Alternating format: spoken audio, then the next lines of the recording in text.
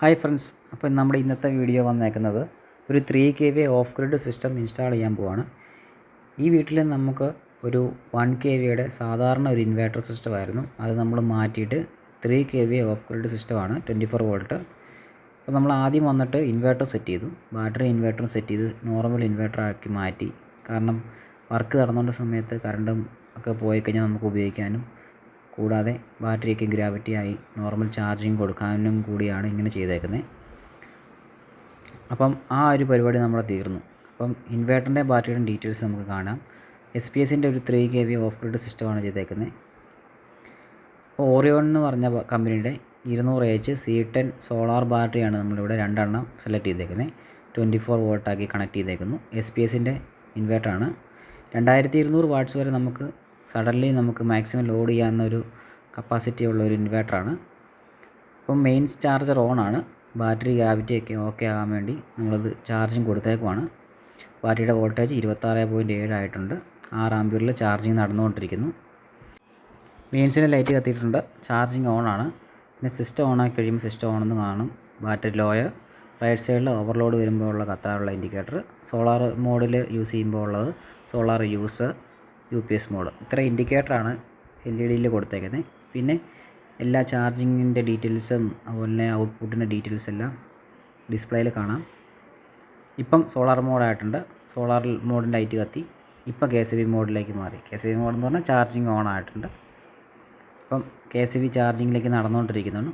അപ്പോൾ നമുക്ക് ബാക്കി ഇൻവേർട്ടറും കാര്യങ്ങളൊക്കെ സെറ്റ് ചെയ്തിട്ടുണ്ട്. അപ്പം MPPT സെറ്റ് ചെയ്തതിന് ശേഷം നമുക്ക് കാണാം. ആശ പവറിൻ്റെ ഒരു നിയോൺ 50 എന്ന് പറഞ്ഞൊരു 50 ആമ്പിയറിൻ്റെ MPPT ആണ്, 24 വോൾട്ട്. അപ്പോൾ നമ്മൾ ഇവിടെ കണക്ട് ചെയ്യാൻ പോകുന്നത് 545 വാട്ട്സിൻ്റെ 2 പാനലാണ് കണക്ട് ചെയ്യാൻ പോകുന്നത്.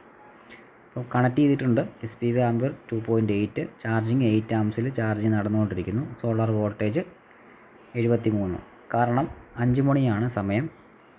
വർക്കൊക്കെ തീർന്ന സമയത്ത് 5 മണിയായി. കൂടാതെ നല്ല മഴയുമായിരുന്നു. അതുകൊണ്ട് തന്നെ ആമ്പിയറോ വോൾട്ടേജൊക്കെ കുറവായിരിക്കും.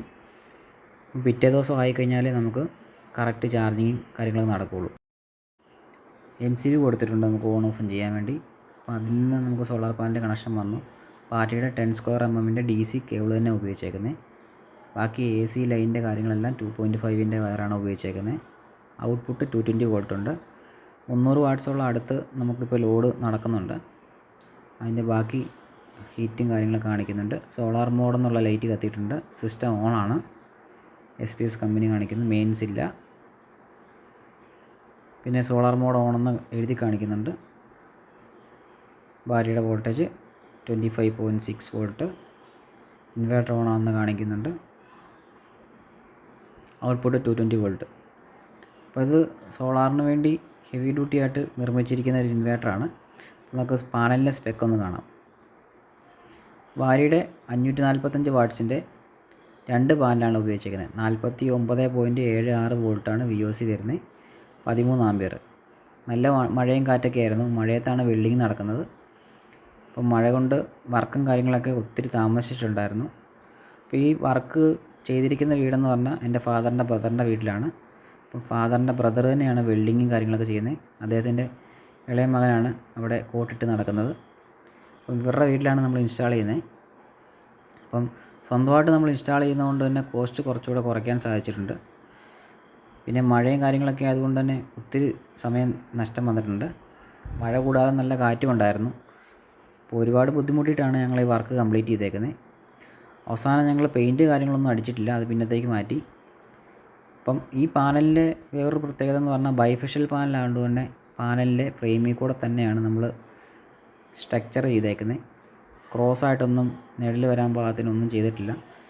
അതിൻ്റെ ഫ്രെയിമിൻ്റെ എഡ്ജിൽ കൂടെ മാത്രമാണ് നമ്മൾ സ്ട്രക്ചർ ചെയ്തേക്കുന്നത്. അതുപോലെ സീരീസ് ആയിട്ടാണ് കണക്ട് ചെയ്തേക്കുന്നത്. ഇതാണ് എൻ്റെ ഡേറ്റാ ഷീറ്റ്. ഒന്നുകൂടെ കാണിക്കുന്നതേ ഉള്ളൂ. അപ്പം 100 വോൾട്ട് VOC വരുന്ന രീതിയിലാണ് നമ്മൾ കണക്ട് ചെയ്തേക്കുന്നത്.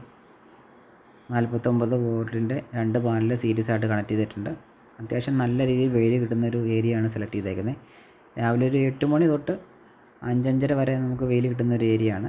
ഇതൊരു മലപ്രദേശമാണ്. സ്ഥലത്തിൻ്റെ ലൊക്കേഷൻ വരുന്നത് കോട്ടയം ജില്ലയിൽ ഏന്തയാർ എന്ന് പറഞ്ഞ സ്ഥലമാണ്. നല്ല വെയിലുള്ളൊരു സ്ഥലത്ത് തന്നെയാണ് ഇപ്പോൾ ഇൻസ്റ്റാൾ ചെയ്തേക്കുന്നത്. ഷെയ്ഡോ കാര്യങ്ങളൊന്നും തന്നെ ഇല്ല. രാവിലെ തൊട്ട് വൈകുന്നേരം വരെ ത്രൂ ഔട്ട് ഒരു ഷെയ്ഡും ഇല്ലാതെ വെയിൽ കിട്ടുന്നൊരു ഏരിയയാണ്. ഈ കാണുന്ന മരങ്ങളൊന്നും നമുക്ക് ബുദ്ധിമുട്ടായിട്ട് വരുന്നില്ല. ത്രൂ ഔട്ട് വെയിൽ കിട്ടുന്നുണ്ട്. ഇനി ബാക്കിയുള്ളത് പെയിൻറ്റിംഗ് ആണ്. അപ്പം മഴയായതുകൊണ്ട് പെയിൻറ്റിങ്ങും കാര്യങ്ങളൊന്നും നടന്നിട്ടില്ല. ഇനി പെയിൻറ്റിങ്ങും കാര്യങ്ങളൊക്കെ ചെയ്യാനുണ്ട്. ഇത് മിച്ചം വന്ന പൈപ്പിട്ട് നമ്മൾ ഫ്രെയിം ചെയ്തതാണ്. അതുകൊണ്ടാണ് പല വലിപ്പമുള്ള പൈപ്പുകൾ ചെയ്തേക്കുന്നത്. അപ്പം 545 വാട്ട്സിൻ്റെ 2 പാനൽ സീരീസ് ആയിട്ട് കണക്ട് ചെയ്തേക്കുവാണ്. ബൈഫേഷ്യൽ പാനലാണ്. അതുകൊണ്ട് തന്നെ അടിയിൽ വൈറ്റ് സിമെൻറ്റോ കാര്യങ്ങളൊക്കെ ചെയ്യുവാണെങ്കിൽ റിഫ്ലക്ഷൻ വരും. പ്രൊഡക്ഷനും കുറച്ചുകൂടെ കൂടുതൽ കിട്ടും. അപ്പം ഇതിൻ്റെ യൂണിറ്റ് നമ്മൾ ചെക്ക് ചെയ്തപ്പം ഒരു ദിവസം ഓടിയതിന് ശേഷം അത് മഴയുള്ള സമയത്ത് 2.8 യൂണിറ്റ് വരെ കിട്ടിയിട്ടുണ്ട്. എങ്ങനെ പോയാലും 4 യൂണിറ്റിന് മുകളിൽ പ്രൊഡക്ഷൻ നല്ല വെയിലുള്ള സമയത്ത് കിട്ടേണ്ടതാണ്. ചാർജിങ് ആമ്പിയർ ഇടയ്ക്ക് ഒരു 9 മണിയോളം സമയത്ത് നമ്മൾ ചെക്ക് ചെയ്തപ്പം 23 ആമ്പിയറിൽ ചാർജിങ് നടക്കുന്നതായിട്ട് നമുക്ക് കാണാൻ സാധിച്ചിട്ടുണ്ട്. അപ്പോൾ ഇതിൻ്റെ കൂടുതൽ അപ്ഡേറ്റ് നമുക്ക് വരും ദിവസങ്ങളിൽ ഇടാവുന്നതാണ്.